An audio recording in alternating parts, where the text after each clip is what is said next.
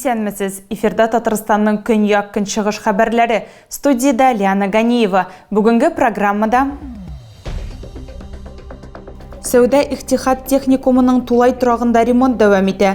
Уку сезоны башлануга эшләрне тәмамларга планлаштыралар. Миңнебай авылында битараф булмаган хатын-кыз ярдәме белән волонтерлар штабы ачылды. Биредә саклагыч костюмнар тегәләр һәм шилтәрләр үрәләр. Әлмәттә яңа проект гамәлгә ашырылачак. Татнефть компаниясе инициатива буенча нефтче мәдәният йорты янындагы территорияда киноконцерт залы төзеләчәк. Сәүдә-Ихтихад техникумының тулай торагындагы ремонт дәвам итә. Бинаның фасад һәм керү өлешләрен монтажлыйлар һәм территорияны төзекләндерәләр. Эшләр барышы белән район башлыгы Тимур Нагуманов үзенең каналында таныштырды. Эчке яктан электр системнарын монтажлау һәм чиста эшкәртү эшләре бара. Уку сезоны башлануга эшләрне тәмамларга планлаштыралар. Один почти готовый блок. Так это будет санузел, душевая в блоке. Свет пока сегодня на объекте переключения, поэтому чуть в темноте смотрим. Типовая комната в блоке, соответственно, вот такие вот две комнаты с типовой мебелью.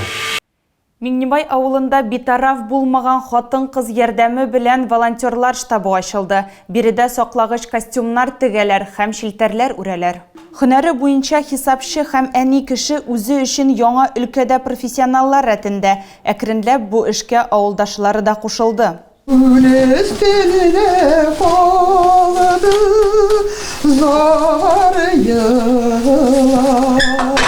Галиябанур Хамидуллина яраткан җырларының берсен җырлый. Кайчандыр ул аны радиодан ишеткән.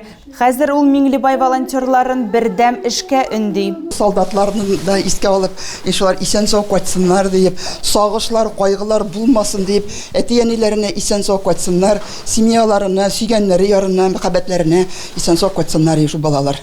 Җирле иреклеләр штабын Альбина оештырган. Ул хисапчы булып эшли, 2 бала тәрбияли. Хәрби хезмәткәрләргә ярдәм итүе мобилизация игълан ителгәннән соң барлыкка килгән. Беренче эш итеп бүлмә табырга кирәк иде. Аны җирле башкарма комитеты билгеләгән.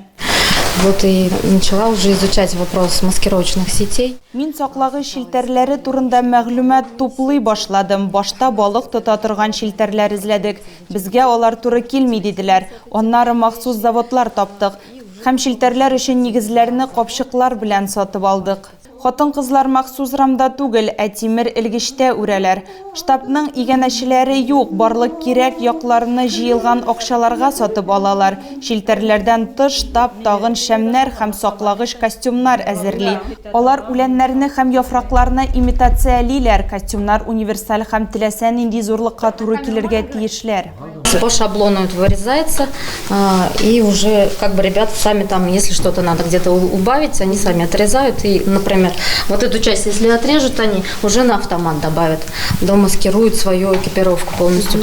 Максимальную длину делаем. Да, максимально сколько?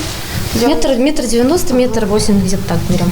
Әлеге костюмнарда эссе түгел, шулай ук волонтерлар аны авырларга тырышмыйлар. Волонтерларга битараф булмаган авыл кешеләре ярдәм итә. Процессны тизләтү өчен халык тукыманы тасмага кисә торган станок җыйган. Ялга кайткан хәрби хезмәткәрләр волонтерларга индивидуаль заказлар белән мөрәҗәгать итә. Едет дополнительно за новую технику, то есть непосредственно набережные Челны с КАМАЗами, и ему будем передавать вот эти маскировочные сети. Это как подарок от нашего населенного пункта, от жителей, от бабушек, которые сплели своими силами. Хәзер волонтерлар арасында өлкән яшьтәге хатын-кызлар күбрәк, һәм аларга эшче куллар җитми.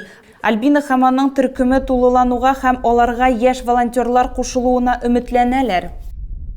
Әлмәттә концертның залы төзелеше барышында нефтче мәдәният сарае янындагы территорияны реконструкциялиләр. Бу турыда башкарма комитетында әлмәтлеләрнең төзекләндерү турындагы үтенеченә җавап итеп хәбәр иткәннәр. Әлмәтләрнең берсе мәдәният сарае янындагы мәңгелек күлдәвеккә зурланган. Бу урын күптән төзекләндерелмәгән дигән фикере белән дә уртаклашкан. Мөрәҗәгатькә җавап итеп Татнефть компаниясе инициативасы белән Нефтче мәдәният сарае янындагы территориядә киноконцерт залы төзеләчәк дип хәбәр итәләр. Шулай ук урамнарның һәм территорияларның якын участоклары төзекләндереләчәк. Шәһәр халкы ремонт эшләре башланганчы сусаклагычның нинди булуы турындагы фикерләре белән уртаклаштылар. Күптән түгел әлмәтле эш алып барыла торган пирстагы беркетелмәгән такталар булган видео язма төшергән. Все делается для того, чтобы покрасить потом торцы, нормально обработать, от гниения защитить древесину. Потом также фрезеровка будет. Эшләр әле дәвам итә. Пирста чыгып торган такталарны кистеләр. Хәзер инде шомарталар. То есть это материал, который гниению практически не подлежит. Лиственница, она очень-очень хорошо отвергает воду. Шуңа да карамастан агачны чистартырга һәм буярга планлаштыралар. Сусаклагыч буйлап җәү йөреп була. Шулай ук махсус велосипед юллары да бар. Юл маршруты буенча эскемияләр, чүп савытлары бар. Да, мне очень нравится. Я здесь вырос, здесь водохранилища не было, здесь скважины стояли. Были времена такие. Здесь все по-другому было. Здесь мусорка была, помню, я когда маленький был. 2 скважины стояли, их сейчас заблокировали. Домов этих не было, ничего не было. Мостов не было. Да, очень нравится. Город становится красивый, и для людей погулять в вечернее время особенно. Очень хорошо, с детьми, на велосипедах покататься, на самокатах, так погулять. Җирле хатын-кызның эшләренең начар сыйфатына зарлануыннан соң урынга район башлыгы Тимур Нагуманов чыкты. Ул аңлатканча агач тере материал һәм һәр хәлдә дә хәрәкәт итәчәк. Бу нормаль күренеш. Быел төзекләндерүнең беренче этабын төгәлләргә ниятлиләр. Зифа Балакина урамы буенча юл эшләре 95%-ка үтелгән дип хәбәр итте шәһәр автомобиль юллары идарәсе директоры. Әмма халык проблема белән очрашты.